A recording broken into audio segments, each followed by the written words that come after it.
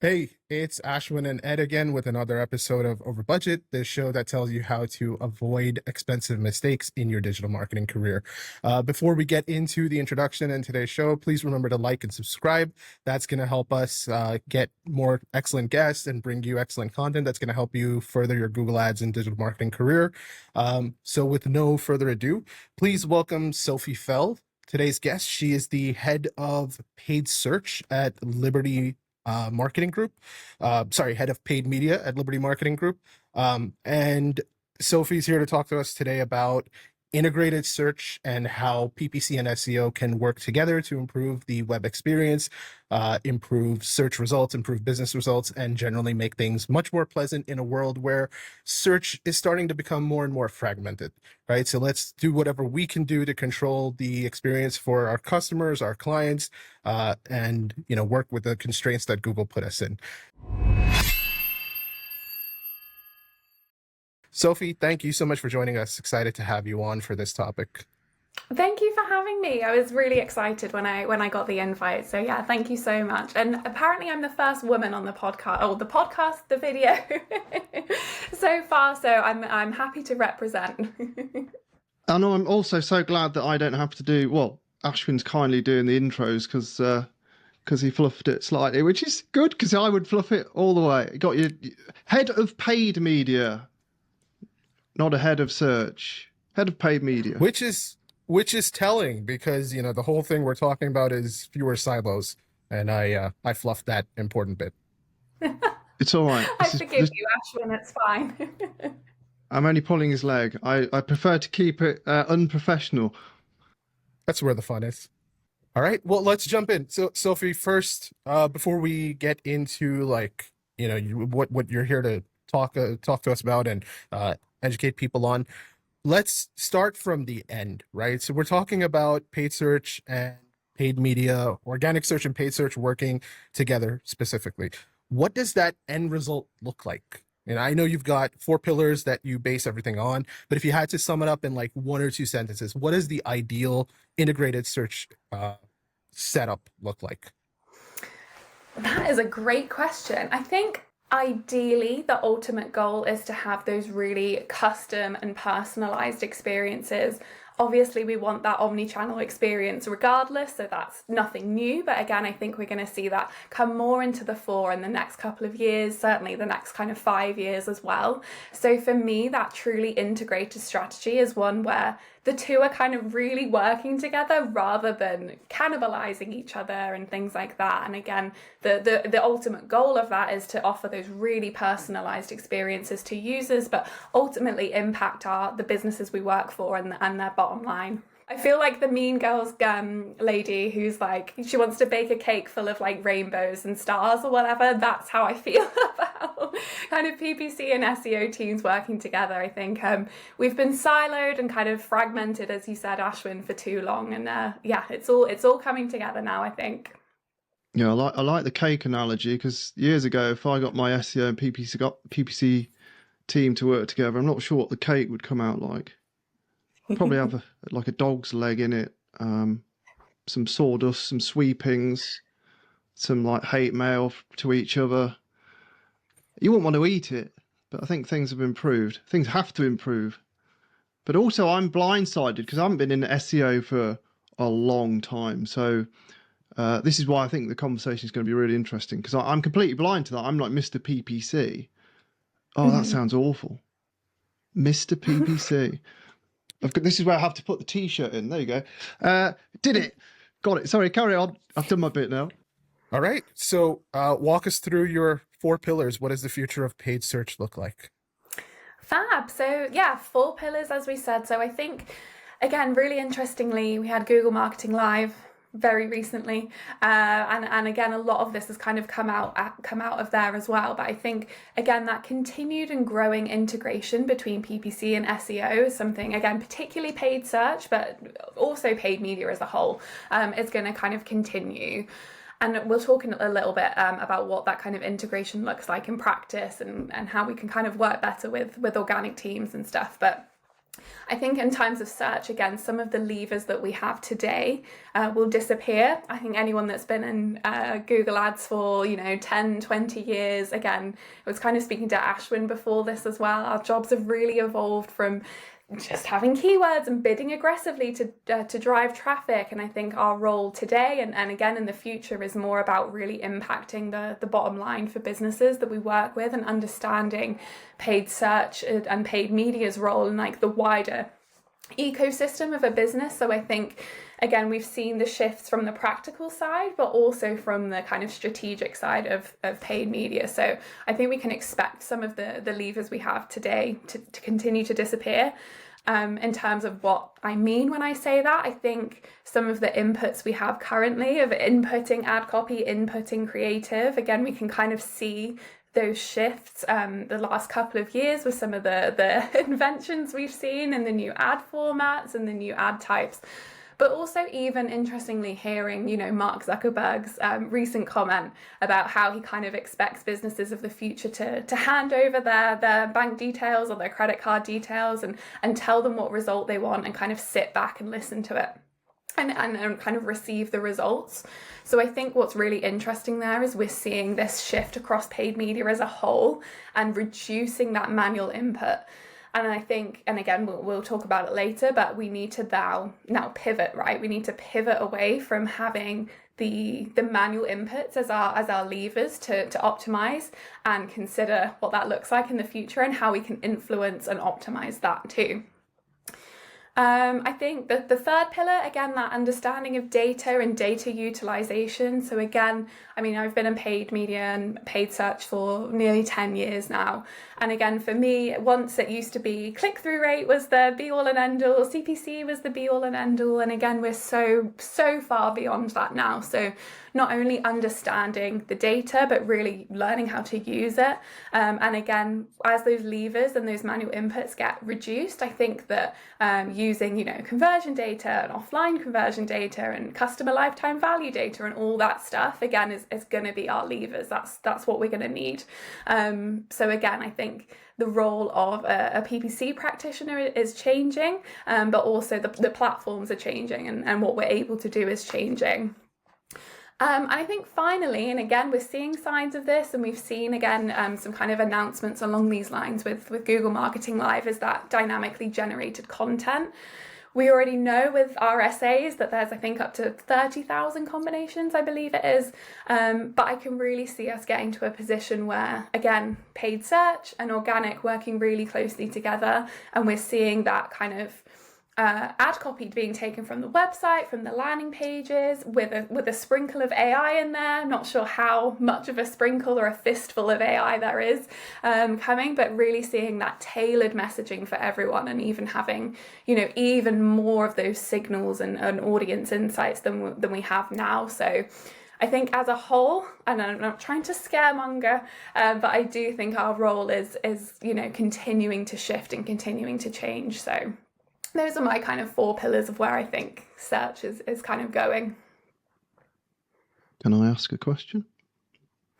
Just a quick one to take it off piece, as I always do. On the first pillar, and not to, sorry, Ashwin, and not to fearmonger, because I hate fearmongering, because literally it's the day after Google Marketing Live, I literally went on Twitter and LinkedIn, and I just saw, it's the end of the world, or end of search as you know it, and it's like, oh, I don't want to sound like a dinosaur. Yeah, search is changing, but it's a gradual shift. I looked for something this morning. I searched it. I didn't ask AI, because it's slow. I can just thumb it in and get my result from Google. I don't know why that would need to change. If I'm trying to fix a car, maybe I will talk to the AI, or if I'm lonely,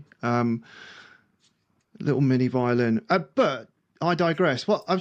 I'm wondering, not to fearmonger, but do we think, talking about PPC and SEO sort of combining, or working more together, do we think that SEO is really on the back foot now? Because for years, people have pronounced the death of SEO. It's literally been happening since I've been in marketing. I think 2010, the first person, SEO's dead. And it's been doing quite well since then. But now I do feel like the room for SEO is getting compressed and compressed. Is your, I know you're paid as well, but you work with SEO teams. I don't. Does your gut or what you're experiencing, do you see that fear in the SEO team? And I hate to use the word fear. Honestly, no. I actually Okay. think these changes empower organic teams more, Okay. honestly. Because I think as paid media people, again, we're going to have to, again, personally, I think we're going to have to rely on them more, you know, and really rely on them to, again, when we're talking about the levers of creative and messaging, I think a lot of that's going to come from what's there organically, personally, Yeah. again, without those inputs that we have. So I almost think this empowers organic teams a little bit more than maybe they have been Yeah. empowered Trying to historically. optimize the AI responses, because I've noticed that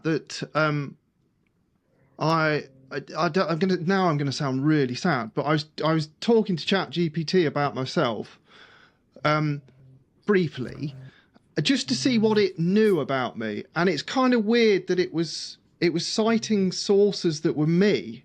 So I was sort of my own SEO in AI, because it was telling me how amazing I was, and I'm like, yeah, I wrote that bit, and then something else, you know, do you know what I mean? And I'm like, okay, so this is how SEOs get ahead in the new world, by optimizing what the AIs essentially crawl or digest and present. So it's a whole, it's a whole new ball game. So it's just switched up. Don't need to be scared. Sorry, Ashwin. Carry on.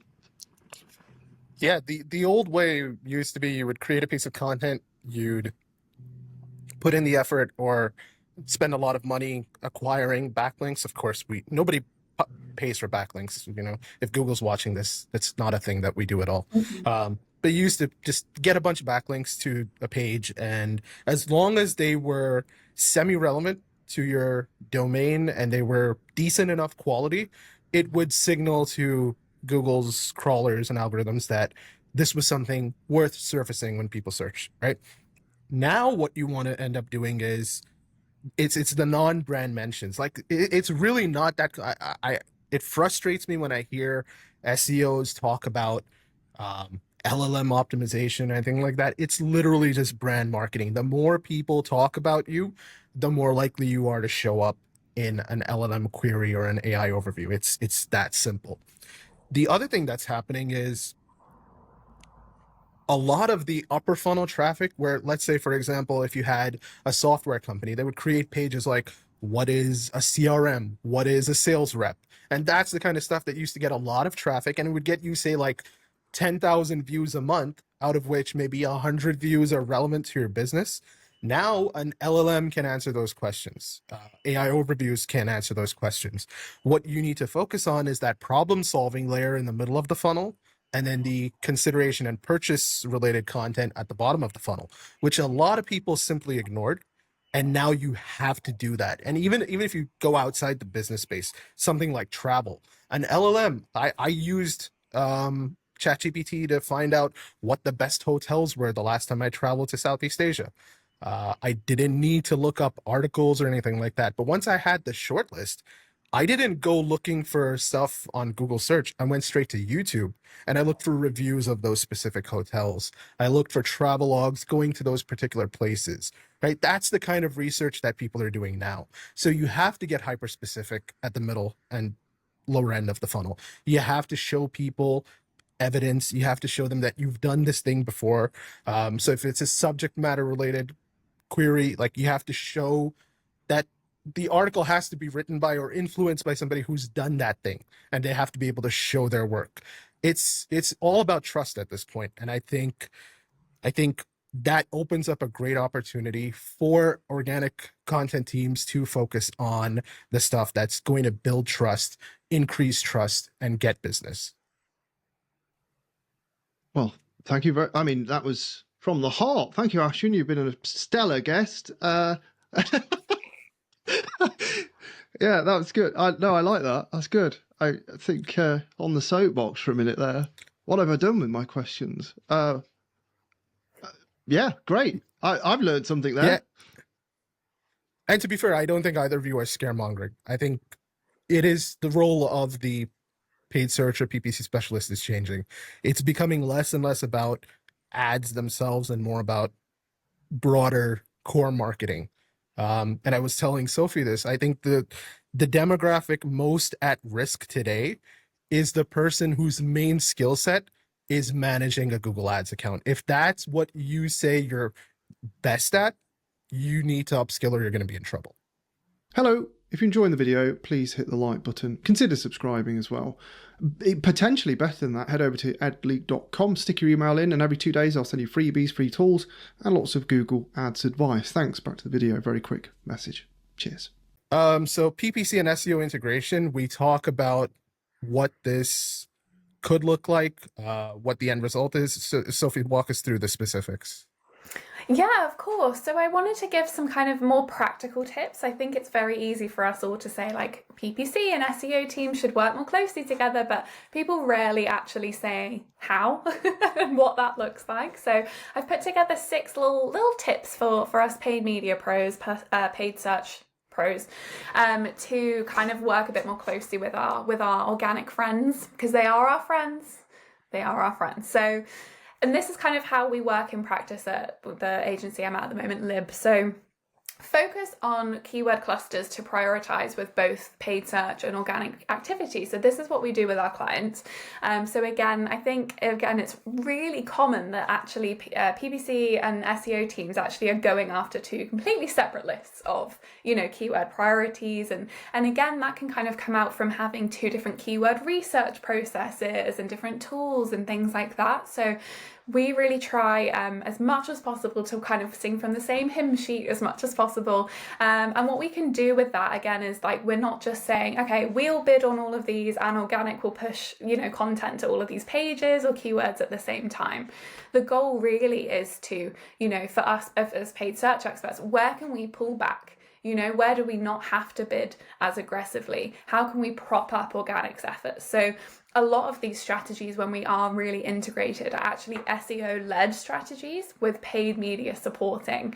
I always say to clients, and I don't actually mean this because I obviously don't want to ever be redundant in my role, but my job with my clients is to make, the paid media a little bit redundant. I think a lot of clients, when they come to us, and a lot of businesses actually rely and have, 70, 80, 90% of their traffic coming from paid media. So our goal really, again, with that integration between paid search and organic is to reduce that reliance. It doesn't mean you'll never need paid media. Like I said, I don't want to, be out of a job, but the goal really is to, have your organic rankings being as strong as physically possible, and then paid media supporting and propping that up, rather than, if your paid media ads turn off overnight, your traffic drops to 0. So that's kind of the main kind of ultimate goal with that. And again, in the second one, so scaling back paid media spends where we can on keywords that are already ranking really well, really consistently, and are converting crucially as well. And then I think something that we probably don't do enough as paid search experts is, again, sharing those insights from A/B tests and creative and landing page tests and things like that. We have to remember, on a really simple level, our ad headlines and descriptions are organics, meta titles and meta descriptions, right? And I think, again, we miss that. We miss that kind of collaboration between the 2. So for me, I think that's something that's really important. How can we share what's working really well for us, and can that influence, organic strategy and what it is they're doing as well? Again, testing new organic content and landing pages. As we know, when you create a brand new landing page or, strip it back and start again, it's really difficult to kind of get that traffic from the get-go, especially now. So I think, again, how can paid media support that? Well, we can send traffic to that page, we can send relevant traffic to that page, and help those tests kind of occur a bit quicker. And again, for us kind of in paid media, paid search, I think it's really important that we do familiarize ourselves with the kind of ecosystem of organic as a whole. So not just SEO, and I know we're talking about SEO here, but also like how content impacts that, how DigiPR impacts that, how the technical side kind of impacts that. Because again, I think, as we were kind of speaking about, that importance for us to understand how it works, so we can help influence the levers that we'll have in future to optimize our ads is going to be really important. So really, again, the ultimate goal is about, saving money when we can for our clients and the businesses we work for, but also propping up that kind of unicorn strategy where all traffic comes from organic and you never have to do paid ads. I think just to touch on your first point about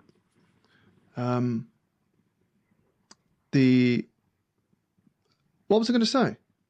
Oh, for God's sake, brain dead. I'll try again. To touch on it's your first and last point about trying to move away from a reliance on paid traffic. I think this is where, versus the SEO teams, we've probably got an easier future because paid ads pay for the internet. So ads are not going. So this is like the anti-fear mongering. Ads ain't going nowhere. So if you are a Google Ads professional, obviously skill up into multiple things a bit more, but ads will stay in some shape or form because it's how we pay for the internet. And that's where I think organic might be on the back foot a little bit with AI, but AI will, and it already is having already having ads put inside AI. So yeah, ads are just going to take a different shape or form, but they're here to stay. So, but I appreciate your take on trying to get more organic traffic because essentially it's cheaper. But I do wonder if that dichotomy is going to exist, because if you're Google or Meta or Apple or whoever, Microsoft, I think you're going to be desperate to get some ad revenue from AI, aren't you? So it's going to shift the ad game again at some point, and then the organic game is going to change up as well. So it's disconcerting, but then there are still dinosaurs like me that still use Google today. It still exists. It's still a great search engine for some things. And if I'm looking for a pair of shoes or a plumber, I go to Google. I don't ask the AI. Maybe I'm getting old. I'm 43 this year. I'm out of touch. But also people of my age have typically got the income to spend. So it's all well and good saying, well, all the kids are using AI. It's like, yeah, but they're not buying as much stuff as old gits, because old gits has got a bit more money. I'm not that old, but you know what I mean. Yeah, and I think what's really interesting, your point there as well, is like when I'm talking about this PPC and SEO integration, you're right, it is based on how the SERP is right now and how to optimize towards the SERP right now. And again, we're absolutely going to see that evolution. And again, what do these paid ads look like within ChatGPT or whatever kind of AI people are using? And again, how do we influence that? Are we taking that from what we're already running in Google Ads to Google's version of ChatGPT and what that looks like?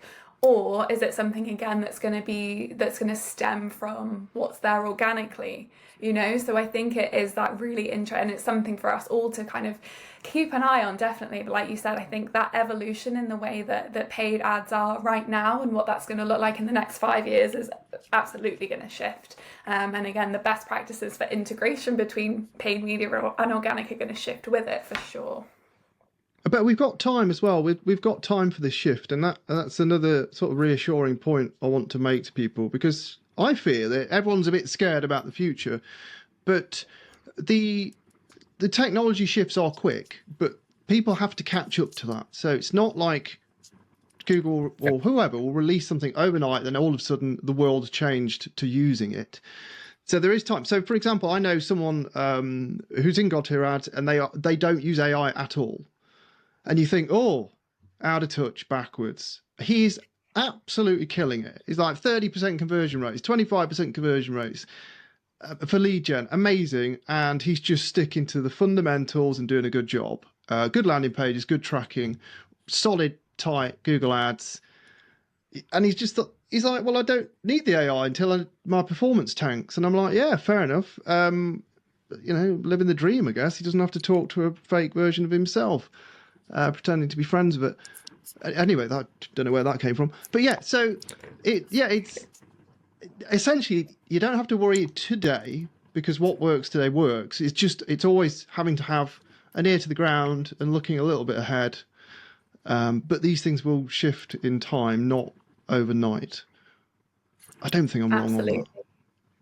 Yeah. No, and I think again, when we have things like Google Marketing Live, I think, you see all the hot takes on, every single platform. But again, we have to remember a lot of this is coming soon or coming next year. Or again, like you said, none of this is happening right now today. So like you said, we absolutely have time. Nothing's changing immediately. And do you know what? Even when these things do change and these ad formats do change, user behavior needs to shift too, right? That's what we're working towards. So it's all very well having different ad formats and new ad formats, but we really need the data and the users to catch up with that, I suppose, in a way, for us to then get in the position where we need to optimize towards those things. So there's absolutely time. Yeah. And one thing I want to call out specifically is the scare tactics that make it out to be as though using LLMs or AI and using traditional search, it's some kind of binary thing. Like there was a study that showed more than 40% of American adults or Americans over the age of 16 have used ChatGPT for search related queries. That doesn't mean that those 40% are using only ChatGPT. I mean, I use ChatGPT and Google. I'm sure there are many, many others like me.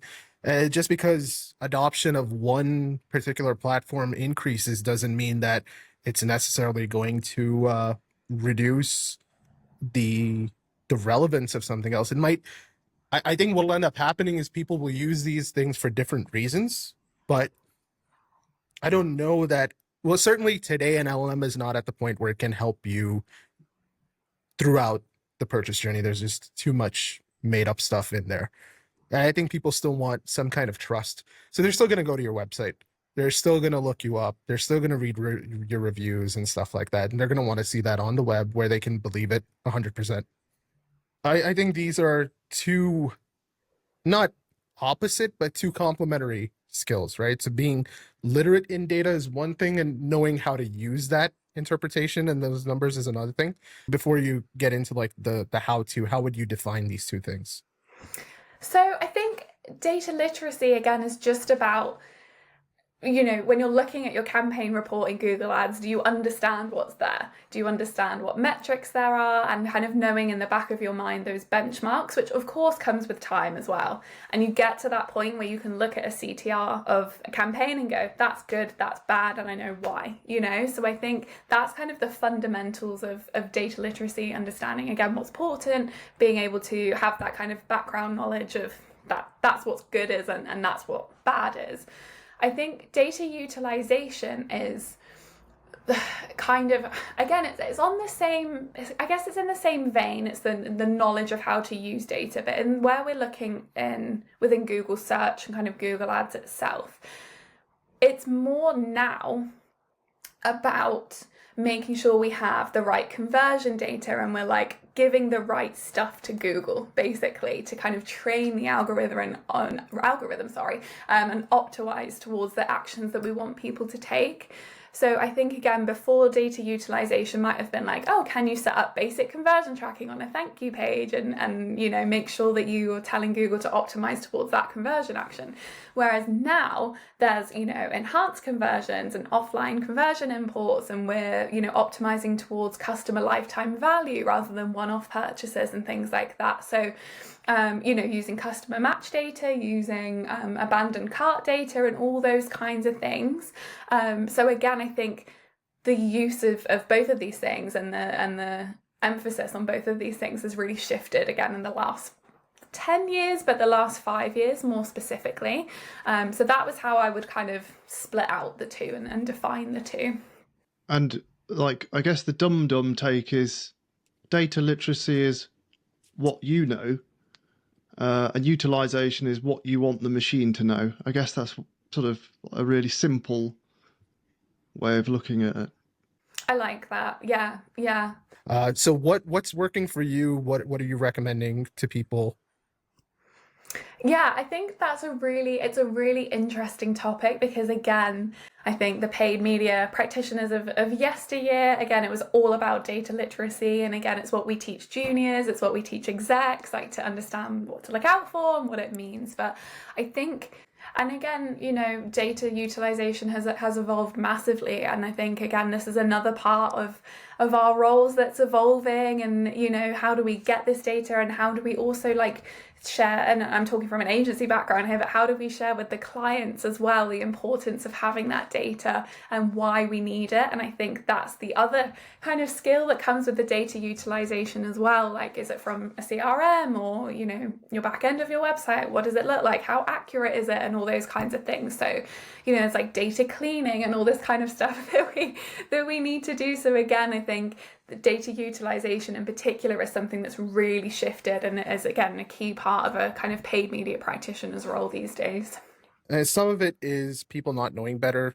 Some of it is unsavory behavior, but just making sure that you and your client or your boss, if you're in-house, whatever it might be, that you're all on the same page in terms of what success looks like. So I know, like, Ed's spoken about this many times, you know, when he was talking to prospects, he would want them to give him one KPI that defines success. And it's really tempting. I see a lot of people still do this where, you know, you would put in your main conversion action as page views or something like that to make your ROAS look absolutely phenomenal. And I think if you do that without knowing better, you should educate yourself and move to a better place. If you do it intentionally, you're a bit of a scumbag. If somebody's trusting you with their budget, it could be a business owner, a client, it could be somebody who employs you. I think you have an obligation to do the best you possibly can with that budget.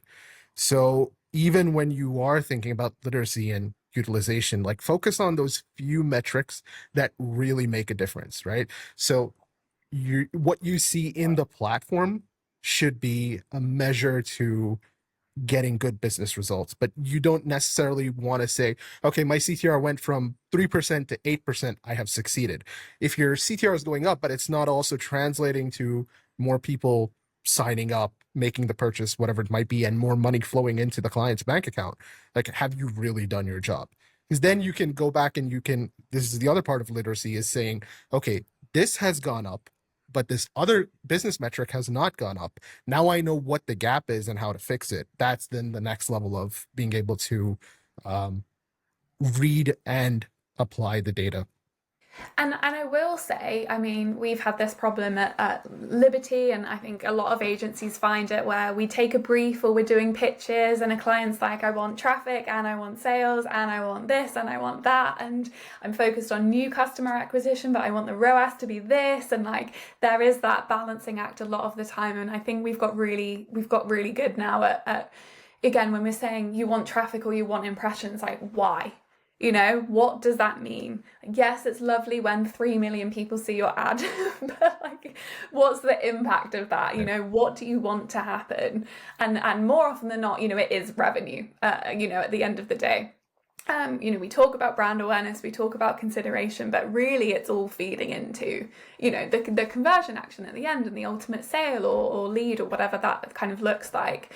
So I think it's something like, if you're if you're listening to this, or you're watching this, and you're, you know, a business that works in marketing and maybe has outsourced work to agencies and kind of things like that, or you've got teams that you work with, I think it's really important to be super clear with those KPIs, because like you said, Ashwin, there's no point driving, you know, 1,000 or 10,000 more people to a website. Again, on paper it looks good and your click-through rate's up and your traffic's really good, but if those people aren't converting, there's a problem, right? And we're wasting money. So I think, like you said, that's the next level of data literacy. And what really honestly kind of separates people that are maybe, you know, a couple of years into those real strategic thinkers. It's the tactics versus the strategy. And I think, again, that's another really important part here.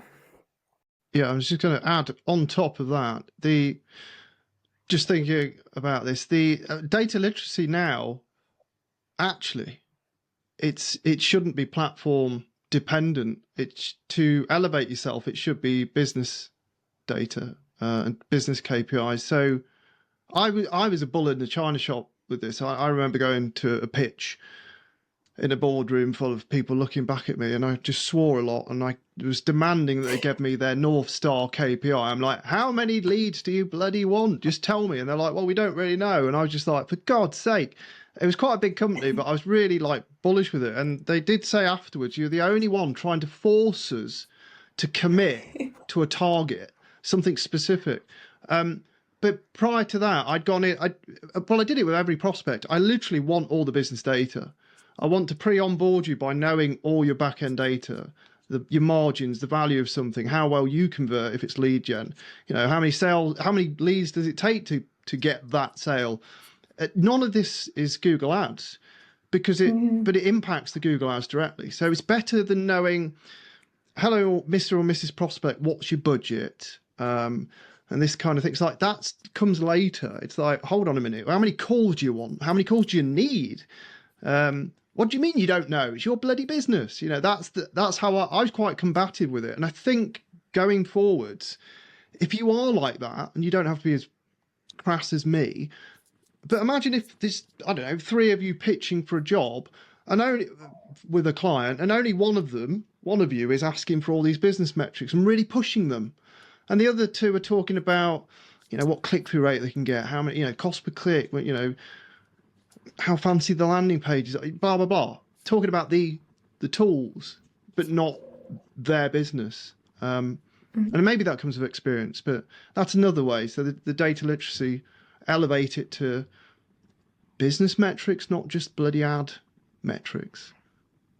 Yeah, absolutely. And I think, again, this is something we're finding a lot, is that surprising thing when we work with in-house marketing departments, that they actually don't know and they don't have that. And again, I think, the role of even us as paid search practitioners is to push that, you know, and push them as a team, because again, it can be very easy for marketing departments that are in-house to have, again, these goals like, oh, we'll get X amount of traffic to the website, we'll increase traffic to the website by 20% from social and things like that. And those are all lovely KPIs. But again, what does that mean? What's the impact of that? What's that going to do?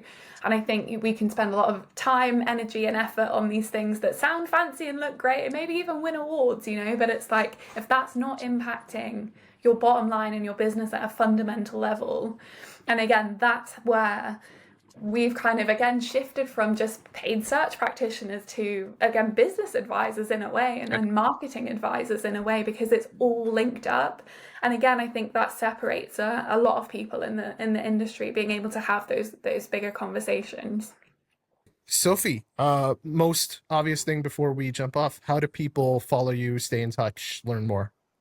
Oh, you can just find me on LinkedIn. I'm not a huge social media girly in my professional life, so yeah, you can follow me on LinkedIn, see what I'm up to.